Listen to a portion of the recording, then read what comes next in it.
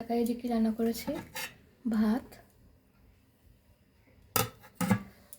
তারপর করেছি হচ্ছে এটা হচ্ছে লাউয়ের খোসা ভাজা, পোস্ত শেষে পোস্ত দিয়ে দিয়েছি। এই করেছি হচ্ছে পালং শাক। আমি নিজে রান্না করে নিজেই ভুলে যাই কি শাক।